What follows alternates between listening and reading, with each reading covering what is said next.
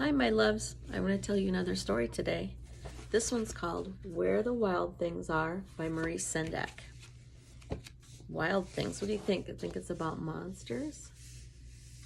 Look at that little boy. Let's see. The night Max wore his wolf suit and made mischief of one kind. There's Max.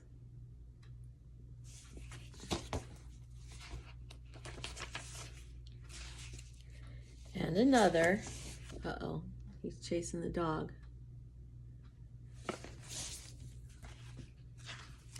His mother called him Wild Thing, and Max said, I'll eat you up. So he went to his bed without eating anything. Look at his face. He doesn't look very happy about that, does he? That very night in Max's room, a forest grew. A forest in his room. And grew. Uh-oh, look at more trees.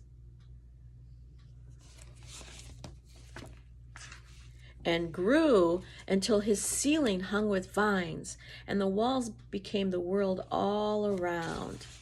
There's his bedroom now.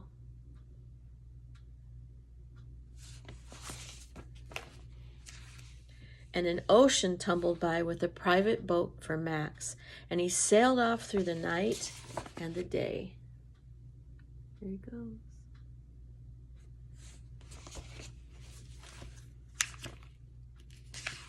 And in and out of weeks, and almost over a year, to where the wild things are. Oh my goodness. And when he came to the place where the wild things are, they roared their terrible roars and gnashed their terrible teeth and rolled their terrible eyes and showed their terrible claws. Look at those. Look at those wild things. Do they seem scary to you?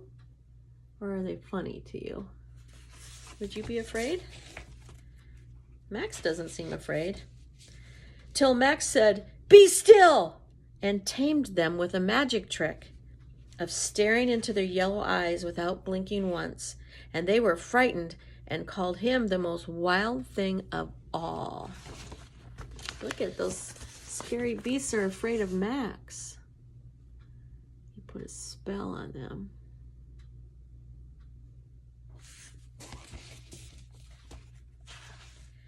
And they made him king of all the wild things. And now, cried Max, let the wild rumpus start. What do you suppose a rumpus is? King Max. A rumpus. Let's see if we can figure out what a rumpus is. Oh. What are they doing? Are they dancing and being silly? You think it's noisy there? Bet you it is. Oh, look at him now. This looks like Giovanni hanging off of everything.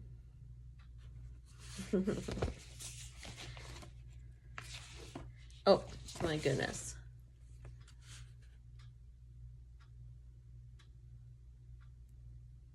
Oh, my goodness. Now stop, Max said, and he sent the wild things off to bed without their supper. And Max, the king of all wild things, was lonely, and he wanted to be where someone loved him best of all. Then all around from far away across the world, he smelled good things to eat. So he gave up being king of where the wild things are.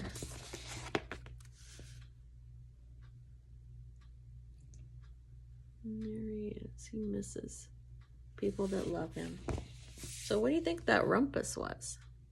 Think it was kind of loud and crazy time? Maybe you have a rumpus at your house?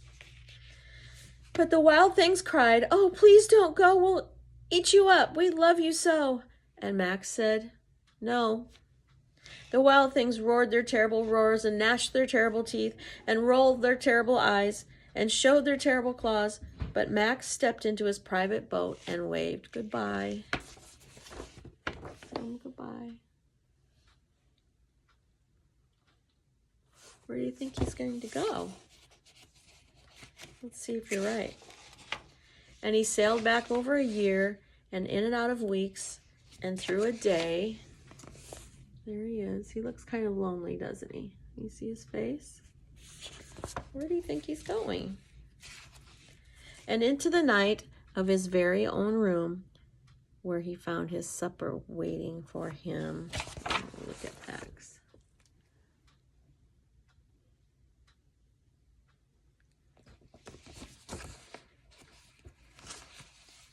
And it was still hot.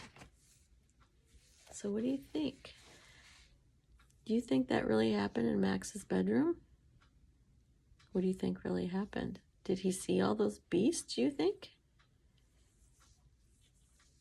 Do you think maybe he was having a dream? I don't know. Maybe he was. Where the wild things are. I love you.